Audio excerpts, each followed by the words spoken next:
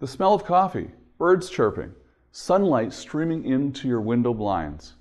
The morning doesn't have to be all bad, and yet so many people continue to prefer to sleep through one of the most enjoyable and yes, impactful parts of the day. Look, I love a good sleep in as much as the next person, and sleeping in for me might be 7 or 8 o'clock in the morning. But with a little discipline and time management, you can get plenty of rest by turning in at a reasonable hour and allowing yourself to get a fresh jump on the day during the period when you are least likely to be bothered by interruptions and distractions from other forces that aren't invested in the priorities of your day. I fully credit my ability to build a multi-million-dollar business with my capacity to be a morning person. It's a habit that has stuck with me and has made all the difference in many areas of my life. Now, I'm not alone. A consistent theme you'll find among high performers in every field of endeavor is that they were likely up long before most people watching this today.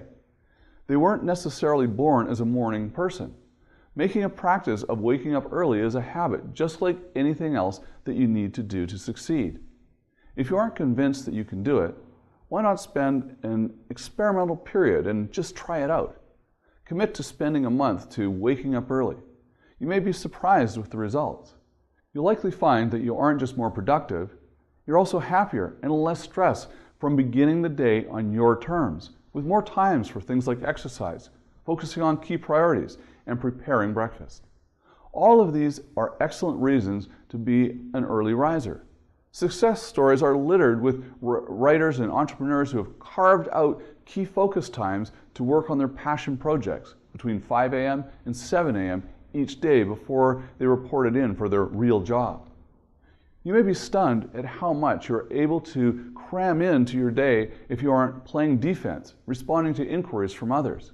As I've written before, it all begins with laying out the game plan for the morning before you even go to bed. It's not doing you much good to wake up and stumble around in search of what you should be doing. If you are going to forego the sleep, make sure it's worthwhile. Too many people spend their days allowing their agendas to be entirely dictated by others. They find themselves responding to emergencies and the latest crisis of the moment, rather than being able to focus on the growth activities that will help them develop over the long haul. The challenge, of course, is that many of us work for someone else in some sense, if not as an employee, perhaps as someone serving a client. This is, of course, why so many of us work toward financial independence to begin with. We want to live our days without having to perpetually answer to someone else's whims. Yet, it is inevitable that the demands of others will necessarily intrude upon your day. What you can control is how efficiently you respond. A key part of winning the morning is devoting it to a task that advances whatever you have identified as your most important priority of the day. You will have earned a sense of accomplishment and fulfillment that will carry over into all of your other lower priority activities throughout the day. Only after working through a few of your key priorities will you allow yourself to spend any time on the others' priorities. By using this strategy, you will have knocked off far more in a day before most others are just beginning to stroll into the office and power up for their day. I generally don't allow for any meetings or phone calls in the early part of the morning if I can help it, because these tend to be activities that require less of my creative energy. These are excellent activities to take part in later or when my energy for the day is waning and it is not critical that I be 100% focused. Again, if your work is more focused on delivering presentations and executing tasks through meetings, then your approach may be entirely flipped than mine.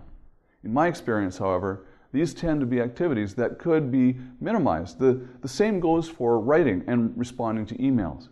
Too many of the folks I know seem to live in their inboxes, perking up the first ping of a message coming in.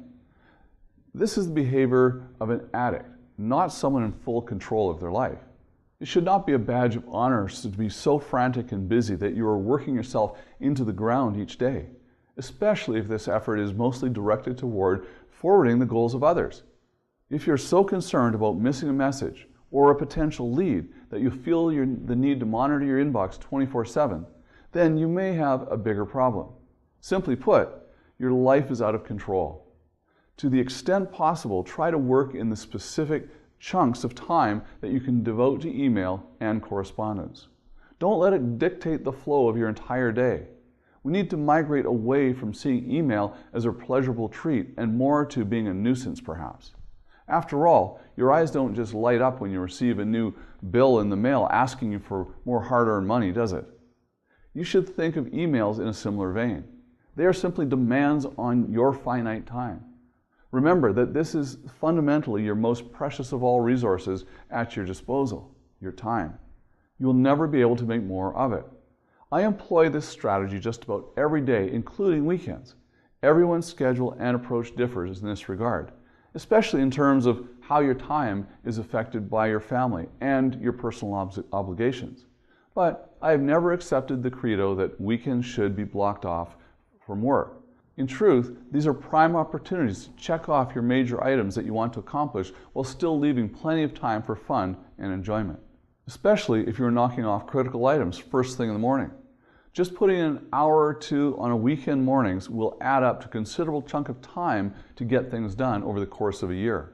This is time you can be working on a plan to climb out of debt, get in shape, catch up in your reading. The potential for knocking off important tasks is endless. So tell me, what is it that you can do today to get more results for you in the future?